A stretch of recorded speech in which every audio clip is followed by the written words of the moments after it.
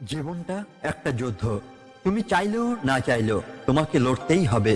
কখনো বাইরের মানুষের বিরুদ্ধে, কখনো নিজেরই মনের ভেতরে লুকিয়ে থাকা ভয়, দ্বিধা, অভিমান আর অতৃপ্তির বিরুদ্ধে।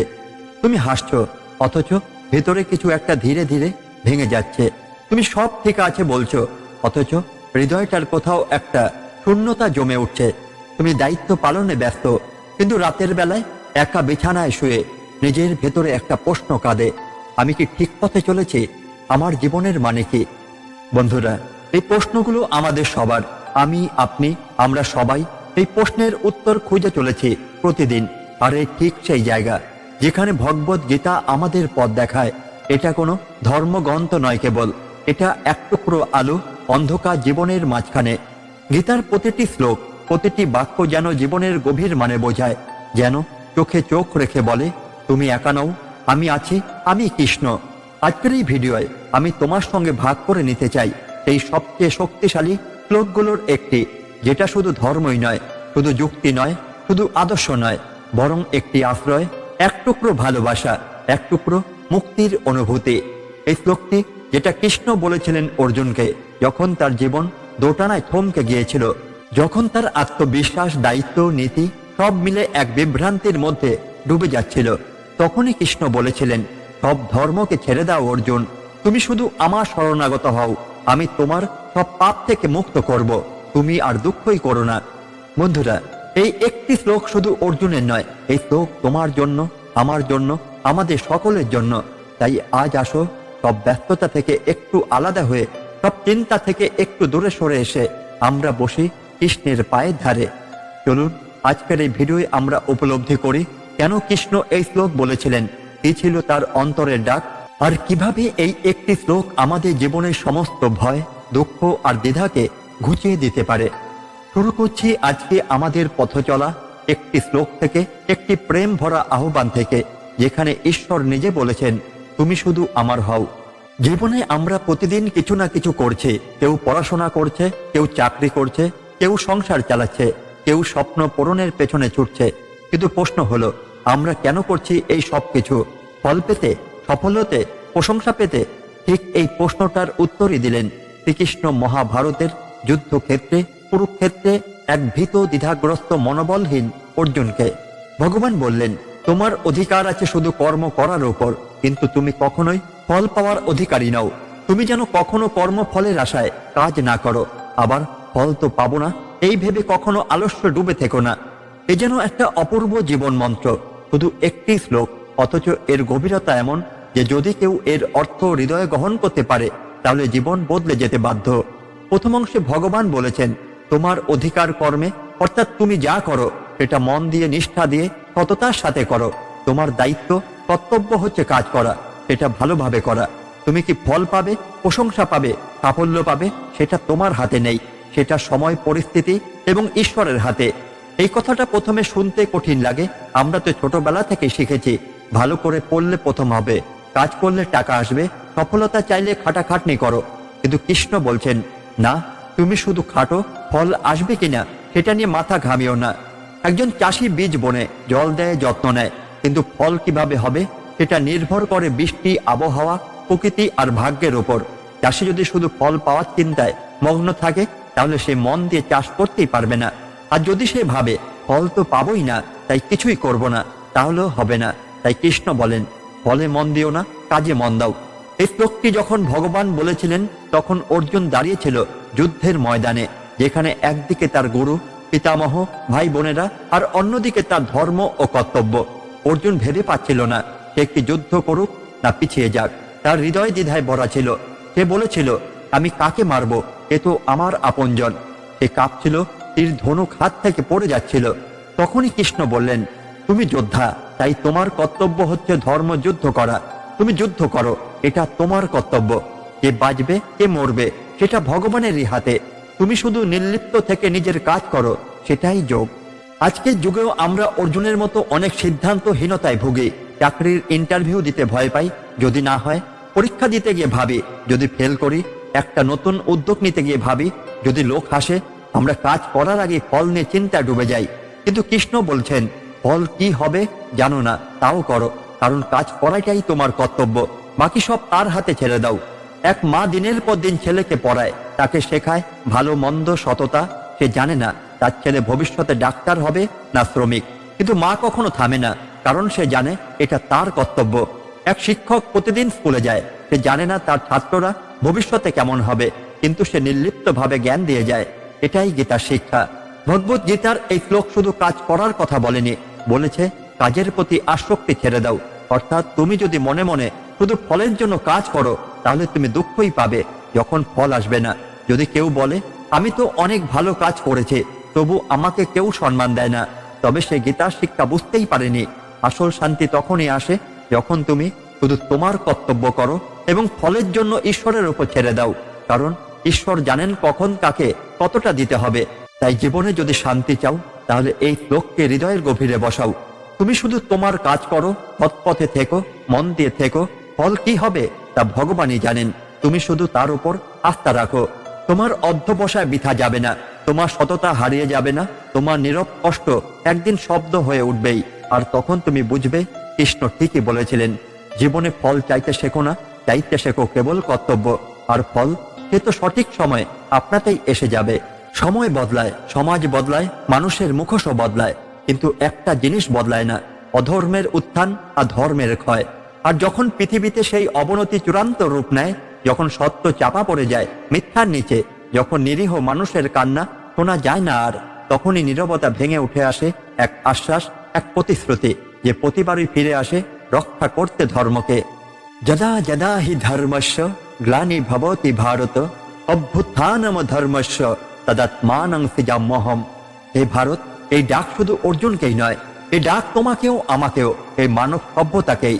কখনো রামের রূপে, কখনো নরসিংহের রূপে, কখনো কৃষ্ণের রূপে, আবার কখনো এক নির্জন সন্তের রূপে ঈশ্বর বারবার নেমে এসেছেন।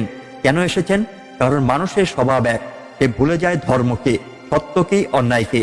সে টাকার পেছনে ছোটে, ক্ষমতার মোহে ডুবে যায়, সে দম্ভে, লোভে, হিংসায় নিজেকে ভুলে যায়। আর ঠিক তখনই যখন মায়া চরমে ওঠে, তখনই প্রকৃতি, সময় আর স্বয়ং ঈশ্বর মিলে এক অদৃশ্য পরিকল্পনা করে, আর সেই পরিকল্পনার নাম অবতার। যখন শ্রীকৃষ্ণ এই শ্লোকটি বলেছিলেন, তখন অর্জুন ছিল দ্বিধায়, ভয়ে, দুর্বলতায় ভরা। সে তার আত্মীয়, বন্ধু, গুরুজনদের বিরুদ্ধে অস্ত্র তুলতে চাইছিল না।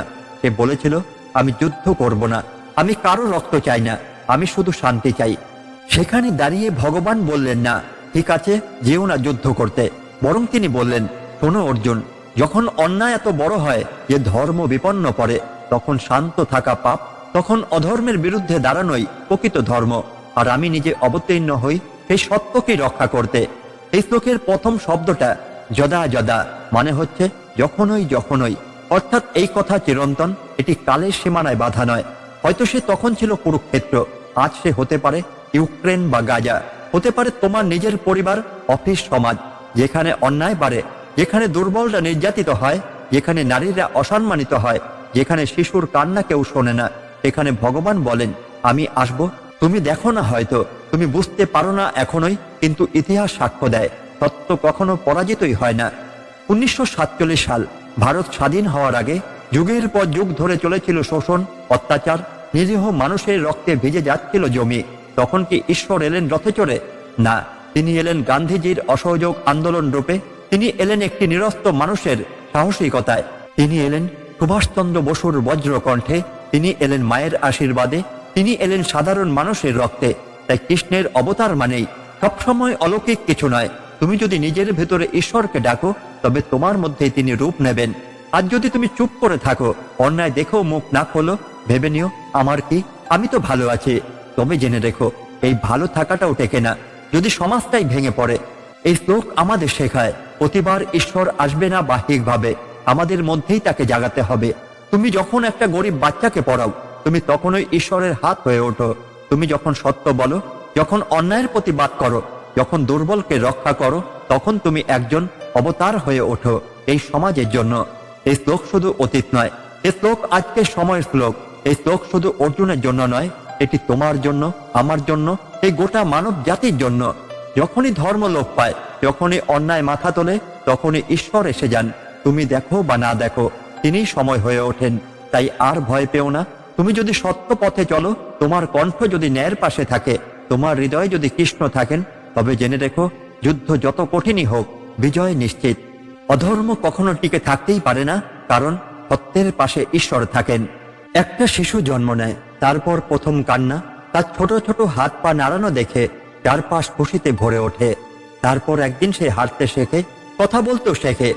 তারপর একদিন তার গলা ভাঙে, শরীর আসে যৌবনের চিহ্ন।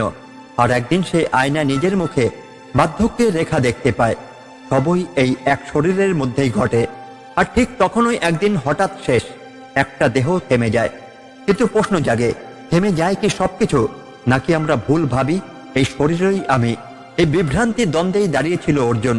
আর সেখানেই কৃষ্ণ বললেন, দেহি নস্মিন তথা দেহে কমারাং যবনং জরা তথা দেহান্তর প্রাপ্তির ধীরস্তত্ব নমহতি।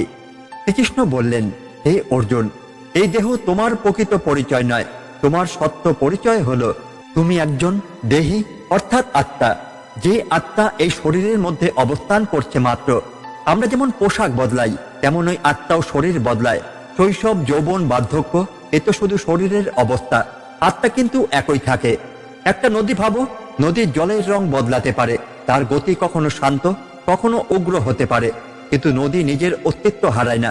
ঠিক তেমনি আত্মা, যে জন্ম নেয়, বড় হয়, বার্ধক্যে পৌঁছায়, তারপর এক দেহ ছেড়ে অন্য দেহে যায়, তবে সে কখনো মরে না। কৃষ্ণ বললেন ধীর, অর্থাৎ যে জ্ঞানী, যে উপলব্ধি করতে পারে এই সত্য, সে কখনো মৃত্যুকে ভয় পায় না, সে কখনো শোকাহত হয় না। যুদ্ধক্ষেত্রে অর্জুন ভেঙে পড়েছিল। সে বলেছিল, আমার পিতামহ, আমার গুরুজন, আমার ভাই, আমি ওদের হত্যা করব না, আমি এই পাপ করতে পারবো না কৃষ্ণ। তখনই কৃষ্ণ বলেন, তুমি যাদের হত্যা বলতে ভয় পাচ্ছ, তারা আসলে শরীর মাত্র। তাদের আসল অস্তিত্ব আত্মা, যা কখনো জন্মায় না, কখনো মরেও না। তুমি দেহ ধ্বংস করছো, আত্মা নয়। আমাদের অনেকেই প্রিয়জন হারালে ভেঙে পড়ে, আমরা ভাবি সব শেষ হয়ে গেল। কিন্তু শ্রীকৃষ্ণ বলেন, না, কিছুই শেষ হয় না। জীবন এক ধারাবাহিক পথ। শরীর শুধু সেই পথে একটি গাড়ি। একটা গাড়ি খারাপ হলে নতুন গাড়িতে উঠতে হয়। মৃত্যু মানে শেষ নয়, মৃত্যু মানে পরবর্তী যাত্রা শুরু। একজন ছোট ছেলে তার দাদুকে হারিয়ে খুব কাঁদছিল। সে তার মাকে জিজ্ঞাসা করলো, মা, দাদু কোথায় গেল? মা কিছুই বলতে পারছিল না। ঠিক তখন পাশেই দাঁড়িয়েছিল একজন সাধু। তিনি ছেলেটিকে কোলে নিয়ে বললেন, তোমার দাদু একটা পুরনো জামা পরেছিল, জামাটা ছিঁড়ে গেছে, তাই সে নতুন জামা নিতে গেছে। তোমার দাদু ঠিক আছে, তুমি এখন বুঝবে না, কিন্তু বড় হলে বুঝবে। এই সহজ কথাটাই শ্রীকৃষ্ণ বলেছিলেন হাজার হাজার বছর আগে। তুমি আত্মা, শরীর নও, তুমি চিরন্তন, অক্ষয়, অবিনাশী।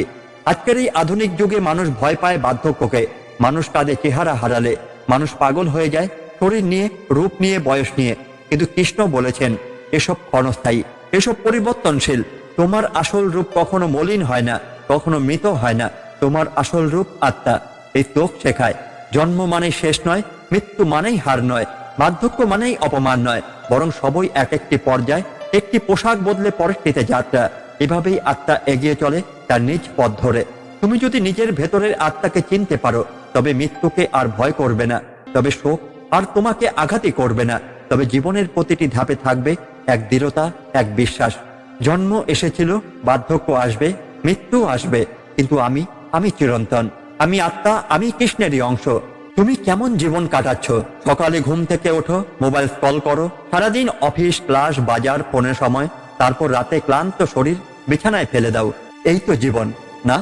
কৃষ্ণ বলেছেন, এই জীবন শুধু খাওয়া, ঘুম, উপভোগ আর দেহের আরাম নয়, এটা একটা পবিত্র যাত্রা। এটা সৃষ্টির এক বিশাল চক্রের অংশ। যদি তুমি সেই চক্রের বাইরে থাকতে চাও, তাহলে তোমার জীবন বৃথা। কুরুক্ষেত্রের যুদ্ধে অর্জুন অস্ত্র ফেলে বসে পড়েছিল। সে বলেছিল, আমি যুদ্ধ করব না কৃষ্ণ, এই রক্তপাত, এই মৃত্যু, এই কর্মফল সব বৃথা লাগে।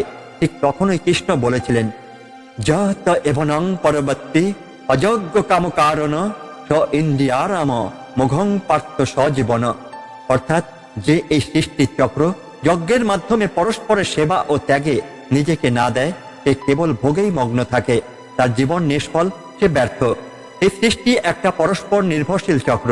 সূর্য আলো দেয়, গাছ খাবার তৈরি করে, পশু ও মানুষ সেই গাছ খায়, মানুষ পৃথিবী রক্ষা করে। সবকিছু এক চক্রে ঘুরছে। এই চক্রের নাম যজ্ঞচক্র। কৃষ্ণ বলছেন, এই যজ্ঞ মানে শুধু আগুনে ঘি দেওয়া নয়, বরং প্রতিটি নিঃস্বার্থ কাজ, প্রতিটি দায়িত্বপূর্ণ ভূমিকা, প্রতিটি আত্মত্যাগ সবই যজ্ঞ।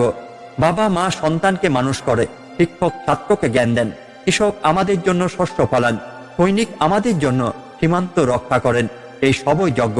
কিন্তু যে ব্যক্তি ভাবে আমি শুধু নিজের জন্য থাকবো, আমার সুখ, আমার মোবাইল, আমার বাড়ি, আমার গাড়ি শুধুই আমার, সে যজ্ঞ চক্র থেকে সরে যায়। কৃষ্ণ বলছেন, সে পাপাচারী, সে ভোগবাদী, তার জীবন বৃথা। আজ সমাজে কি দেখছি, একটা ছেলে সারাদিন গেম খেলছে, রাত জেগে নেটফ্লিক্স দেখছে, একটা মেয়ে ইনস্টাগ্রাম ফিল্টারে সময় কাটাচ্ছে, একজন মানুষ সারাদিন শুধু নিজের জন্য ধন জমাচ্ছে, কিন্তু কারোর মাঝেও নেই পরের জন্য কিছু করার মানসিকতা। তখনই কৃষ্ণের এই বাণী আরো সত্য হয়ে ওঠে। যে ব্যক্তি কেবল নিজের ইন্দ্রিয় সুখের জন্য কাজ করে, সে যেন মৃত জীবিত দেহ, তার জীবন শুধু নিঃস্বার্থই নয়, পাপযুক্ত। শ্রীকৃষ্ণ এই শ্লোকে আমাদের শেখান, তুমি এই পৃথিবীতে এসেছো একটি কাজ নিয়ে, তোমার জীবন শুধু খাও দাও ঘুমাও উপভোগ নয়, তুমি সৃষ্টিকর্তার পরিকল্পনার একটি অংশ। তুমি এই চক্রে যুক্ত হও নিজ দায়িত্ব দিয়ে, ভালোবাসা দিয়ে, ত্যাগ দিয়ে। কৃষককে সাহায্য করো, গরিবকে খাদ্য দাও, নিজের পরিবারকে সম্মান দাও, নিজেকে শুদ্ধ করো, সমাজে ভালো কিছু করো। এটাই যজ্ঞ, এটাই কর্ম। তুমি যদি শুধু নিজের ইন্দ্রিয় তৃপ্তির জন্যই বাঁচো, তাহলে তুমি এই সৃষ্টি থেকে বিচ্ছিন্ন, তোমার জীবন তাহলে বৃথা, অন্তঃসারশূন্য। তাই প্রতিদিন প্রশ্ন করো নিজেকে, আজ আমি শুধু নিজের জন্য বাঁচলাম, নাকি কারো মুখে আমি একটু হাসি আনতে পেরেছি? আমি কি যজ্ঞ চক্রে নিজের সেবা দিয়েছি? কৃষ্ণ আমাদের শিক্ষা দেন, যজ্ঞহীন জীবন, ত্যাগহীন জীবন, দায়িত্বহীন জীবন পাপের পথ, আর ত্যাগে, সেবায়, কর্মে আছে পরম শান্তি। তুমি যদি সত্যিকারের আনন্দ পেতে চাও, তবে নিজের সুখের জন্য নয়, পৃথিবীর কল্যাণের জন্য বাঁচো। তাহলেই জীবন হবে পূর্ণ, তাহলেই কর্ম হবে যোগ, তাহলেই হৃদয়ে আসবে কৃষ্ণ। তুমি কাকে বিশ্বাস করো? বন্ধু, পরিবার, নিজের অর্থ, নিজের যোগ্যতা? এত কিছুর পরও কেন এত ভয়, কেন এত অনিশ্চয়তা, কেন এত দুঃখ? ভগবানের একটি মাত্র বাক্যই এই সমস্ত প্রশ্নের উত্তর। শ্রী রাধার কানাই অর্জুনের রথের সারথি, সেই কৃষ্ণ বলেছিলেন, সর্বধর্মকে ত্যাগ করো, শুধু আমার শরণে এসো, আমি তোমাকে সমস্ত পাপ থেকে মুক্ত করব। তুমি শোক করো না। যুদ্ধ দাঁড়িয়ে অর্জুন দ্বিধায় ছিন্ন ভিন্ন। সে ভাবছে, আমি কি যুদ্ধ করে নিজের লোকেদের হত্যা করব? এটা কি আমার ধর্ম? আমি কি ঠিক করছি? তখনই কৃষ্ণ আর কৌশল নয়, দর্শন নয়, যুক্তি নয়, তিনি দেন চূড়ান্ত আশ্বাস, তুমি সব ধর্ম, সব দ্বিধা, সব যুক্তি এখনই ছেড়ে দাও পার্থ। তুমি শুধু আমার শরণাগত হও, আমি কৃষ্ণ নিজ হাতে তোমার সমস্ত পাপ ধুয়ে দেব, তুমি আর কষ্ট পেও না। এ এক অসীম মমতার ঘোষণা। একটি শ্লোকে ভক্তি সারাৎসার। আজকের যুগে আমরা সবাই ধর্ম নিয়ে দ্বিধায় ভোগে। এই ধর্ম শুধু হিন্দু, মুসলিম, খ্রিস্টান নয়, আমাদের ধর্ম মানে অনেক কিছু। কর্ম ধর্ম, পারিবারিক ধর্ম, সামাজিক ধর্ম, নৈতিকতা, কর্তব্য, সব দায়িত্ব আমাদের মাথায়। অফিসের দায়িত্ব, পরিবারের প্রত্যাশা, পড়াশোনার চাপ, সম্পর্কের জট, টাকার অভাব, মানসিক অস্থিরতা। এত ধর্ম, এত দায়িত্ব আমাদের টেনে নিচ্ছে ক্লান্তির গহ্বরে। তখনই কৃষ্ণ বলেছেন, এই সব ছেড়ে দাও, তুমি শুধু আমার শরণাগত হও। কিন্তু কি এই শরণাগতি? শরণাগতি মানে পালিয়ে যাওয়া নয়, মানে দায়িত্ব থেকে মুক্ত হওয়া নয়, মানে নির্ভরতা এক পরম আশ্রয়ের ওপর। একটা শিশুর মতো, সে জানে মা তাকে ধরবেই, সে পড়লেও ভয় পায় না, কারণ জানে আমার মা আছে। ঠিক তেমনি ভগবান বলছেন, তুমি পড়ো, তুমি কাঁদো, তুমি ব্যর্থ হও, আমি আছি তোমারই জন্য, আমি তোমাকে মুক্ত করব, তুমি শুধু আমাকে বিশ্বাস করো। এটাই শরণাগত হওয়া। একজন যুবক চাকরি হারিয়েছে, পরিবার ভেঙে যাচ্ছে, মানসিকভাবে ভেঙে পড়েছে। সে মন্দিরে গিয়ে শুধু বলল, ভগবান, আমি আর পারছি না, সব কষ্ট তোমার, এখন তুমি যা ইচ্ছা করো। সেদিন থেকেই তার জীবন ধীরে ধীরে বদলাতে শুরু করলো। সে দায়িত্ব নিল, শান্ত থাকলো, তার মানসিক ভার লাঘব হলো। সে বলেছিল, আমি যখন নিজেকে ভগবানের হাতে ছেড়ে দিলাম, তখনই আমার ভেতরের অন্ধকার ভেঙে গেল। এটাই সর্বধর্মান পরিত্যাজ মামকাং শরণং ব্রজর প্রভাব। তুমি কি জানো কৃষ্ণ কেন এই কথা শেষের দিকে বললেন? কারণ তিনি জানেন, সব যুক্তি, সব তত্ত্ব, সব দর্শন শেষে মানুষের হৃদয় চায় ভালোবাসা, আশ্রয়, ভরসা। তুমি নিজেকে হেরে যাওয়া ভাবো, কিছুই ঠিক হচ্ছে না, তবে আর যুক্তিই দিও না। চুপচাপ বলো, প্রভু আমি তোমার, তুমি যা করো আমি মেনে নেব। সেই মুহূর্ত থেকে কৃষ্ণ তোমার রথে বসবেন, তুমি আর একা নও। শ্রীকৃষ্ণ বলেছিলেন, আমি তোমার পাপ ধুয়ে দেব, তুমি শুধু শোক করো না, তুমি কাঁদো, ভয় পাও, কর্মে হেরে যাও। ভগবান বলছেন, আমি আছি, তুমি শুধু আমার কাছে এসো, বাকি সব আমিই করব। সারা জীবনের সমস্ত যুদ্ধ, সমস্ত দায়িত্ব, সমস্ত ক্লান্তির সমাধান একটি, শ্রীকৃষ্ণের শরণ। তাই বন্ধুরা, এই পৃথিবীর কোনো কিছুই তোমাকে শেষ করতেই পারবে না যদি তুমি বলো আমি কৃষ্ণর আর কৃষ্ণ আমার। আজ এই এক শ্লোকই আমাদের বলছে ভক্তি মানে পালানো নয়, ভক্তি মানে আত্মসমর্পণ। আর যেখানে আত্মসমর্পণ আছে সেখানে কৃষ্ণ নিজে দাঁড়িয়ে থাকেন। তো বন্ধুরা, আজকের এই শ্লোকের কথা যদি তুমি হৃদয় দিয়ে অনুভব করো তাহলে বুঝবে কৃষ্ণ শুধু একজন ঈশ্বরই নন, তিনি একজন পথপ্রদর্শক, একজন বন্ধু, একজন আত্মার আশ্রয়। তিনি চান না তুমি নিখুঁত হও, তিনি চান না তুমি সব সময় জিতে যাও। তিনি শুধু চান তুমি তার কাছে ফিরে আসো। তুমি বোঝো তোমার পাপ, তোমার ভুল, তোমার ব্যথা সবকিছু জানার পরেও তিনি তোমাকে গ্রহণ করতে প্রস্তুত। এই শ্লোক সর্বধর্ম ত্যাগ করে আমার শরণাগত হও, আমি তোমাকে সব পাপ থেকে রক্ষা করব। এটা কেবল কোনো ধর্মীয় বাক্য নয়, এটা সেই ডাক যা কৃষ্ণ আজও দিচ্ছেন প্রতিটি ক্লান্ত, ভাঙা, দিশেহারা প্রাণকে। তুমি যদি আজ খুব একা অনুভব করো তাহলে মনে রেখো একটি হাত তোমার দিকে বাড়ানো আছে, একটি কণ্ঠ বলছে শরণং ব্রজ, আমার কাছে এসো, আমি আছি। জীবন যত জটিলই হোক, তুমি যখন শ্রীকৃষ্ণের উপর বিশ্বাস রেখে হাঁটতে শুরু করো তখনই সেই পথটাই আলোকিত হয়ে যায়। তাই আজকের ভিডিও যদি তোমার হৃদয় স্পষ্ট করে থাকে